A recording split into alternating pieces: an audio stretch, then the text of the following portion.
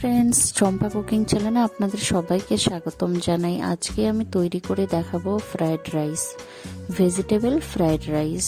খুব ইজি, আপনারা এটা রেডি করে নিতে পারেন আর খুব সহজেই এটা রেডি হয়ে যাবে।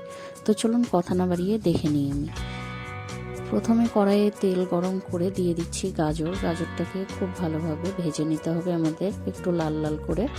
তারপরে দিয়ে দিচ্ছি আমি বরবটি কুচি, এটাকেও খুব ভালোভাবে ভেজে নিয়েছি আমি একটু করে। এখন দিয়ে দিচ্ছি আমি ক্যাপসিকাম কুচি। ক্যাপসিকামটাকে দেওয়ার পরেও খুব ভালোভাবে ভেজে নিতে হবে। এটাকে নাড়াচাড়া করতে হবে যেন পুড়ে না যায়। দেখতেই পাচ্ছেন এটা আমার ভাজা হয়ে এসছে। এখন দিয়ে দিচ্ছি মটরশুঁটি দিয়ে দিচ্ছি আমি এখানে। মটরশুঁটিটাকে দেওয়ার পরেও খুব ভালোভাবে নাড়াচাড়া করে এটাকে আমি ভেজে নিব। এখন দিয়ে দিচ্ছি কাঁচা লঙ্কা কুচি। অবশ্যই ঝালটা নিজের স্বাদ মতো ইউজ করবেন। এটাকে দেওয়ার পরেও খুব ভালোভাবে ভেজে নিয়েছি আমি। এখন দিয়ে দিচ্ছি 1 চামচ লবণটা নিজের স্বাদ মতো ইউজ করতে হবে। এটাকে দেওয়ার পরেও খুব ভালোভাবে আমি নাড়াচাড়া করে নিয়েছি। এখন দিয়ে দিচ্ছি কাজু কিশমিশ কুচি।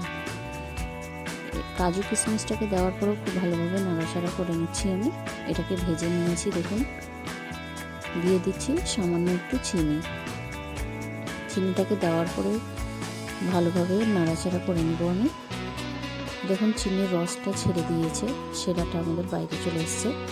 এখন দিয়ে দিব আগে থেকে রেডি করে রাখা ভাতটাকে আমি 80% সিদ্ধ করে নিয়েছি আমি। দেওয়ার পরে খুব ভালোভাবে মিশিয়ে নেব।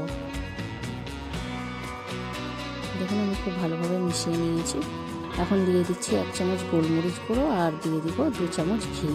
গোলমরিচ গুঁড়োটা দেওয়ার সময় আমার ভিডিওটা হয়নি, তো অবশ্যই আপনারা গোলমরিচ গুঁড়োটা দিবেন। দেখুন ফ্রাইড রাইসটা আমাদের রেডি হয়ে গেল। তো বন্ধুরা, কত সহজেই আমরা বাড়িতে বিয়েবাড়ি অনুষ্ঠানের মতো ফ্রাইড রাইস রেডি করে নিতে পারছি। দেখতেই পাচ্ছেন খেতে অসাধারণ স্বাদের। ভিডিওটা যদি ভালো লাগে তাহলে অবশ্যই ভিডিওতে একটা লাইক করুন।